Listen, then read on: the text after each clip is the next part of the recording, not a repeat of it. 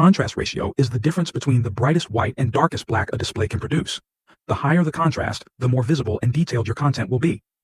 In projection, black isn't true black, it's ambient light bouncing off the screen. More ambient light means blacks become gray, and contrast drops. Contrast ratio is defined in AVIXA standard V201.01. It applies to projection and direct view systems, and sets the baseline for verifying AV performance. The standard defines 4 viewing categories, each with a minimum contrast ratio, from 7.1 for passive viewing to 285.1 for full motion. Video sequential contrast ratio. We'll cover these categories in more detail in a separate episode.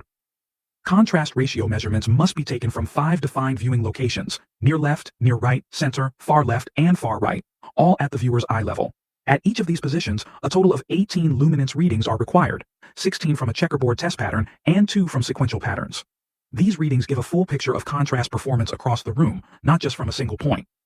First, display the 16-zone checkerboard. From each viewing location, measure the brightness of all 8 white zones, then all 8 black zones, average each, then divide white by black to calculate contrast ratio. Next, display the 18% white window and measure its luminance.